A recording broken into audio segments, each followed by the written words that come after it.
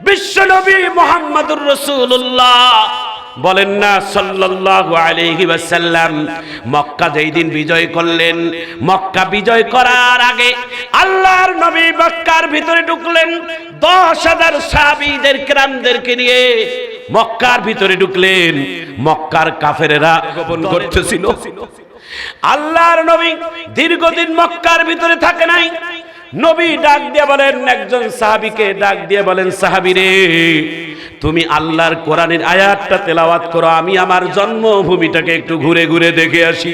ওয়াকুল জা আল হাক্কু ওয়া যাহাকাল বাতিল ইন্নাল বাতিলা কানা জাহুকা। হাত তুলে বলে, জোরে বলে, এভাবে হাতটা নাড়া দেন। আমার ভাইজান, আমার বন্ধুগণ, আল্লাহর পয়গম্বর নিজের জন্মভূমিটা দেখতেছে, ঘুরতেছে। হঠাৎ করে বিশ্ব নবীর চোখের মধ্যে একজন 80 থেকে 82 বছরের বৃদ্ধা মহিলা দেখতেছে। বিশাল বড় একটা মাথার মধ্যে এইভাবে বোঝা নিয়া, একটা বোঝা নিয়া মহিলাটা পাহাড়ের গর্তের মধ্যে আত্মগোপন করার জন্য যাচ্ছে। আল্লাহর নবীর দেখে মায়া হয়ে গেল। বিশ্ব নবী বৃদ্ধা মহিলার সামনে যায় সালাম দিলেন। ডেকে বলে, মা আপনি কোথায় যান? বলে, আব্দুল্লাহর ছেলে মুহাম্মাদের ভয়ে আমিও পাহাড়ের গর্তের ভিতরে আত্মগোপন করার জন্য যাই। এই মহিলা জানে না যেই ছেলেটা আমাকে জিজ্ঞাসা করতেছে এই ছেলেটাই হচ্ছে আব্দুল্লাহর ছেলে মুহাম্মদ নিজে। আল্লাহু আকবার। ইসলাম কাকে বলে? এই ঘটনাটা 1 মিনিট শুনে নেন, ঈমান জাগরণ হবে। আল্লাহর নবী ডাক দিয়ে বলে, মা আপনার সাথে পরে কথা হবে, এই মুহূর্তে আপনার কাছে আমার যেটা চাওয়া, আপনার মাথার বোঝাটা আমাকে মাথায় দিবেন, আমি নিজেই বহন করে আপনার গন্তব্যস্থানে পৌঁছাইয়া দিই। বুড়িমা ডাক দিয়ে বলে, তাহলে তো ভালো হয়, নেন। আল্লাহর নবী পিছে পিছে হাঁটে, বুড়িমা সামনে সামনে যায়। গন্তব্যস্থানে যাওয়ার পর ওই গন্তব্যস্থানের কিছু যুবক আল্লাহর নবীকে চিনে ফেলেছে। আব্দুল্লাহর ছেলে মুহাম্মদকে দেখার পর ডাক দিয়ে বলে, বুড়ি, যার ভয়ে আমরা এখানে আত্মগোপন করার চেষ্টা করলাম, সেই আব্দুল্লাহর ছেলে মুহাম্মদের মাথায় গাটুরি দিয়ে আমাদের জায়গা দেখাই দিলা। বুড়ি আর মাথার দিকে তাকায় না। বুড়ি আমার নবীর শরীরের পা থেকে মাথা পর্যন্ত দেখে আর ডাক দিয়া বলে, তুমি যদি সত্যিকার আব্দুল্লাহর ছেলে মুহাম্মদ হয়ে থাকো তাহলে আর দেরি করাইও না, জলদি করে আমাকে কালেমা পড়ে মুসলমান বানাইয়া দাও। একটু সুবহানাল্লাহ বলেন। কারণ আমি মনে করছিলাম আব্দুল্লাহর ছেলে মুহাম্মদ না জানি কত ভয়ঙ্কর। আবু জেহেল, আবু লাহাব যেভাবে ভয় দেখাচ্ছিল, মক্কা বিজয় করার পর নাকি আব্দুল্লাহর ছেলে কাউকে জ্যান্ত রাখবে না, সবাইকে নাকি মেরে ফেলবে। আর তুমি আমার বিপদের সময় আমার মাথার বোঝা বহন করে পৌঁছাই দিলা। সুবহানাল্লাহ বলেন। তুমি সত্যিকার কোন সন্ত্রাস না, তুমি চাঁদাবাজ না, তুমি টেন্ডারবাজ না, তুমি মাস্তানা না, তুমি গুন্ডা না, তুমি সত্যিকার আল্লাহর পয়গম্বর। আর কারো কথা শুনতে চাই না, তোমার কণ্ঠ দিয়ে আমাকে কালেমার মালা পরাইয়া দাও। বলেন, আহা, বিশ্ব নবী কালেমা পরাই দিলেন। আশহাদু আল্লা ইলাহা ইল্লাল্লাহু ওয়া আশহাদু আন্না মুহাম্মাদান আবদুহু ওয়া রাসূলুহু। তাওয়াদুআ লিল্লাহ রাফাআহুল্লাহ। কেউ যদি আল্লাহর সন্তুষ্টির জন্য বিনয় হয়, ইসলামের সৌন্দর্য তাকে বিজয় করাবে। ইসলাম সব সময় দরজা খোলা, আপনাদের সবার জন্য দরজা খোলা। দরজা খোলা আছে, রাত্রে 2টা, 3টা, 4টা, কোনো সমস্যা নাই, দরজা খোলা। আপনি আসবেন, একটু চিৎকার দিয়ে জোরে করেন আল্লাহু আকবার। দুনিয়ার মানুষের একটা নির্দিষ্ট সময় থাকে দরজা খোলা আর বন্ধ, আর আল্লাহ বলেন আমার রবের দরজা সারা সময়, কোনো নির্দিষ্ট বন্ধ নেই, সব সময় খোলা থাকে। যখন যে অবস্থায় আমার বান্দারা আমাকে আল্লাহ বলে ডাকবে, আমার রবের পক্ষ থেকে তার ডাকের সাড়া আমি আল্লাহ দিয়েই দেব। সেই আল্লাহকে ডাকবেন তো ইনশাআল্লাহ। সবাই সে আল্লাহকে একটা মায়াবী কণ্ঠে বলেন তো, আল্লাহ। আরো বলেন আল্লাহ, আওয়াজ করে বলেন আল্লাহ। এই দাইনোর মাহফিল থেকে আমরা আপনাকে ডাক দেই, আপনি আমাদের ডাকের সাড়া দেন। আল্লাহ, আরো জোরে বলেন আল্লাহ। আমাদের জাতীয় কবি, আমাদের বাংলাদেশের নয়, সারা বিশ্বের মুসলিম উম্মার একজন বড় কবি, সে কবির নাম আল্লামা শেখ সাদী রহমতুল্লাহ আলাইহি। তিনি বলেছেন যে আমি যদি 1 কোটি বার আল্লাহ তোমারে ডাকি, আর তুমি যদি আমার একবারও ডাকো সাড়া না দাও, তাহলে এই ডাকের কোনো মূল্য নাই।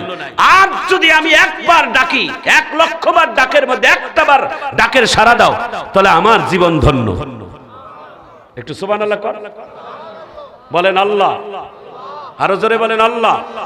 আল্লাহর সাথে যেন আমাদের মহাব্বত আর ভালোবাসা তৈরি হয়ে যায়। একটু চিৎকার দিয়ে জোরে কোন আল্লাহু আকবার। এবার সর্বোচ্চ 2-3 মিনিট এবার কাঁদবেন, 100% আপনার চোখের পানি আসবে।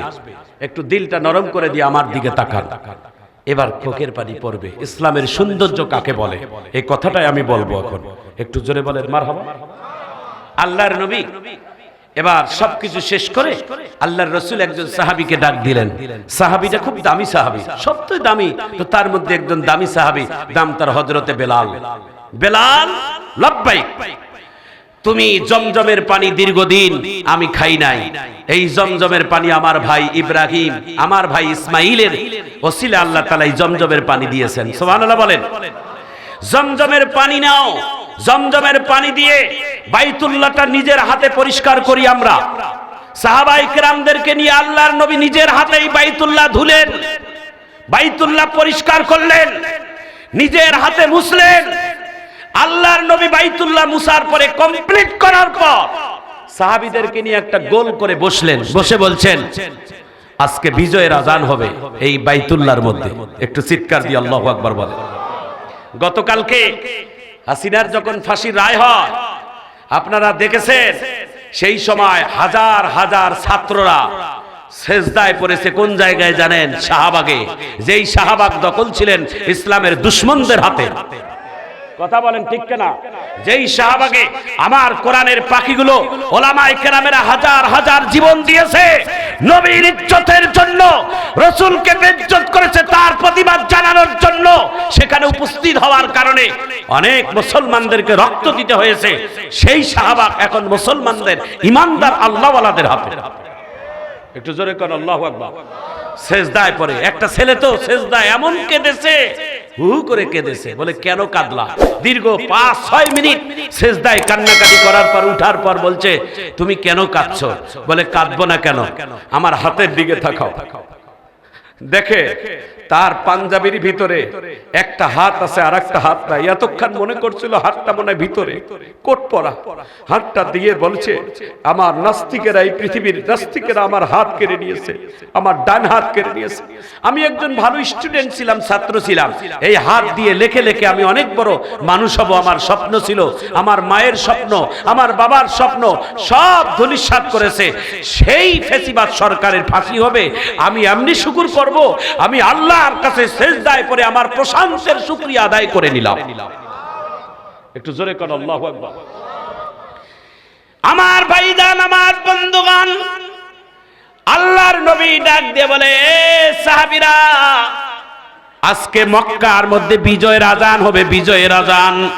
বিজয়ের আজানটা কে দিবে তোমরা একটা সিদ্ধান্ত নাও। একজন সাহাবী বলেন আবু বকরকে বিজয়ের আজান দিতে বলেন, কারণ উনি সবার আগে কালেমা পড়ে মুসলমান হয়েছে। আল্লাহর নবী বলে আরেকজন মতামত দেন। আরেকজনের নাম আসলো উমরের কথা। আল্লাহর নবী বলেন আরেকজন দেন উসমানের কথা। আরেকজনের কথা আসলো আলীর কথা। সবার শেষে আল্লাহর নবী ডাক দিয়া বলে তোমরা যে সিদ্ধান্ত দিলা, এই সিদ্ধান্ত আমি দিতে পারবো না। আমি আকাশের দিকে তাকিয়ে থাকলাম, আমার আল্লাহর পক্ষ থেকে যার নামে সিদ্ধান্ত আসবে তিনি দিবেন মক্কার বিজয়ের আজান। হাত তুলে আল্লাহু আকবার বলেন, আরো জোরে বলেন আল্লাহু আকবার। আল্লাহর নবী আকাশের দিকে তাকিয়ে আছে, আল্লাহর পক্ষ থেকে কি সিদ্ধান্ত আসে? হঠাৎ করে জিবরাইল আমার নবীর কানে কানে সালাম দিয়ে বলে ইয়া রাসূলুল্লাহ, ইয়া হাবিবাল্লাহ, আজকে মক্কার বিজয়ের আযান কোন আবু বকর উমর উসমানের কণ্ঠে দিয়ে হবে না। মক্কার বিজয়ের আযান দিবেন মসজিদে নববীর মুয়াজ্জিন, যার নাম হযরতে বেলাল। বেলালের কণ্ঠে আযান হবে মক্কার মধ্যে বিজয়ের আযান। একটু চিৎকার দিয়ে জোরে কোন আল্লাহু আকবার। কেন? বলে বেলালের অনেক কষ্ট আছে ইসলামের ব্যাপারে, বেলালের অনেক রক্ত আছে ইসলামের ব্যাপারে। একটু চিৎকার দিয়ে জোরে কোন আল্লাহু আকবার। এ বেলাল, বিজয়ের আযান তুমি দিবা, আমার আল্লাহ বলে পাঠাইছে। বাইতুল্লাহর সামনে দাঁড়িয়ে বেলাল আযান দিয়ে দিল। আল্লাহু আকবার, আল্লাহু আকবার। বেলালের কণ্ঠের আযান শুনে সবাই দৌড় দিয়ে বাইতুল্লাহর মধ্যে এক হয়ে গেল। আল্লাহর নবী ডাক দিয়ে বলে, আজকে বিজয়ের নামাজ হবে, নামাজের ইমাম হবেন রাহমাতুল লিল আলামিন, আর বিজয়ের আযান দিবেন হাবশির কালো বেলাল। নামাজ শেষ হয়ে গেল। 2 রাকাত নামাজ আদায় করার পর বিশ্ব নবী সালাম দিলেন, আসসালামু আলাইকুম ওয়া রাহমাতুল্লাহ, আসসালামু আলাইকুম ওয়া রাহমাতুল্লাহ। আল্লাহর নবীর হাতে কাবা শরীফের চাবি, কাবা শরীফের বাইতুল্লাহর চাবি। আল্লাহর নবী বাইতুল্লাহর চাবিটা এইভাবে যত্ন করে নিয়া নবীজি ডাক দিয়ে বলে, এই বাইতুল্লাহর চাবি নিয়ে মক্কার কাফেরেরা কত ষড়যন্ত্র, কত আমাকে ষড়যন্ত্র করেছে। আজকে সেই কাফেরদেরকে এক জায়গায় ডাকিয়া আল্লাহর নবী সকল সাহাবায়ে কেরামদের সামনে আবার বাইতুল্লাহর চাবি ওই মানুষদের হাতে তুলে দিলেন যারা আল্লাহ নবীর সাথে জুলুম করেছে, অবিচার করেছে, অত্যাচার করেছে। এখন প্রশ্ন হলো, ইয়া রাসূলুল্লাহ, ইয়া হাবিবাল্লাহ, যারা আপনার উপরে এত অত্যাচার করলো, বিচার করলো, বাইতুল্লাহর চাবি আবার তাদের হাতে তুলে দিলেন কেন? আল্লাহর নবী বলেন, আমি তাদের হাতে তুলে দিলাম এই জন্য তারা আর কোনোদিন অন্যদিকে যাবে না, ইসলামের ছায়াতলে ঢুকবে। তার আগেই ডাক দিয়ে বলে, আশহাদু আল্লা ইলাহা ইল্লাল্লাহু ওয়া আশহাদু আন্না মুহাম্মাদান আবদুহু ওয়া রাসূলুহু। ইসলামের সৌন্দর্যই হচ্ছেন যখন তুমি বিনয় হবা, দলে দলে ইসলামের ভিতরে মানুষ এসে ঢুকে যাবে। একটু জোরে কোন আল্লাহু আকবার। ইসলামের বিজয় কারা কারা চান? হাত তুলে আল্লাহু আকবার বলে দেখান, হাত তুলে দেখান। আঙ্গুল ছড়াই দিয়ে এইভাবে একটু আল্লাহু আকবার বলেন। মোবাইলের লাইট গুলো যাদের আছে একটু ছড়াই দেন, একটু ছড়াই দেন, জ্বলাই দেন। আর 1 মিনিট আস্তে আস্তে এইভাবে করে জ্বলান। আমি একটা সত্য সঙ্গীত বলি, আপনারা তাতে মারহাবা দেন, আল্লাহু আকবার বলেন। সবাই সৌন্দর্য করার জন্য মোবাইলের সবাই বাতিগুলো জ্বালিয়ে দেন, আস্তে আস্তে করে নড়ান। আমি একটা ছোট্ট সঙ্গীত বলি, আপনারা মারহাবা করবেন। আস্তে দেন, আস্তে দেন। জান্নাতে একা আমি যাব না তো ভাই, জান্নাতে একা আমি যাব না তো ভাই, তোমাকেও জান্নাতে দলে নিতে চাই। মারহাবা বলেন। নামাজে আসো যদি প্রতি আজানে, নামাজে আসো যদি প্রতি আজানে, মনে রেখো এলে তুমি ফুল বাগানে, যে বাগে রহম জরে, যে বাগে রহম জরে হাওরে শোনাই, জান্নাতে একা আমি যাব না তো ভাই, তোমাকেও জান্নাতে দলে নিতে চাই। জোরে একটা তাকবীরের আওয়াজ দেন। 2 দিক থেকে আল্লাহু আকবারের আওয়াজ আসবে। নারে তাকবীর। ইয়া আইয়ুহাল্লাযীনা আমানুত্তাকুল্লাহা ওয়াবতাগু ইলাইহিল ওয়াসিলাতা ওয়াজাহিদু ফী সাবিলিহি লাআল্লাকুম তুফলিহুন। আমার ভাইজান, আমার বন্ধুগণ, কথাটা বলছিলাম, আল্লাহ তাআলা এই কোরআনের আয়াতে 3টা কথা বলেছেন। 1 নাম্বার হচ্ছেন, ইয়া আইয়ুহাল্লাযীনা আমানুত্তাকুল্লাহ, হে ঈমানদারগণ তোমরা আল্লাহকে ভয় করো, আল্লাহ ছাড়া কাউকে কাউকে ভয় করা যাবে না, আল্লাহ ছাড়া কাউকে ভয় করা যাবে না, আল্লাহ ছাড়া কারো কাছে মাথা নত করা লাগবে না। মাথা নুজি নতই করা লাগে একজনের কাছেই নত করব, 5 ওয়াক্ত নামাজে, তিনি হলেন আমার আল্লাহ। একটু জোরে কর আল্লাহু আকবার। এই মাথাটা তারই কাছে নত করব যিনি আমাদের রব। একটু চিৎকার দিয়ে জোরে কর আল্লাহু আকবার। 2 নম্বর, ওয়াবতাগু ইলাইহিল ওয়াসিলাতা, তোমরা আল্লাহকে পাবার জন্য একটা ওসিলা তালাশ করো। মুফাসসিরিন কিরাম বলেন আল্লাহকে পাবার সবথেকে তালাশ করার উত্তম মাধ্যম হচ্ছে নামাজ। একটু জোরে কর আল্লাহু আকবার। নামাজ হচ্ছে সবথেকে আল্লাহকে পাবার একটা উত্তম তালাশ। 3 নম্বর হচ্ছে ওয়াজাহিদু ফি সাবিলিহি, আল্লাহর পথে জিহাদ করো আল্লাহর দ্বীন কায়েমের জন্য। একটু চিৎকার দিয়ে জোরে কর আল্লাহু আকবার। প্রিয় সোনার টুকরো ভাইয়েরা, আজকে বাতিল আর হকের মধ্যে একটা লড়াই চলতেছে। বাতিল একটা দল, হক একটা দল। হক কোনটা, বাতিল কোনটা, এটা আমাদের চিনার দরকার আছে না নাই? জোরে বলেন আছে না নাই? হক কোনটা, বাতিল কোনটা, এটা চিনতে হবে। এই চিনার জন্য আল্লাহ তাআলা আমাদের একটা আকল জ্ঞান আল্লাহ তাআলা আমাদেরকে দিয়েছেন।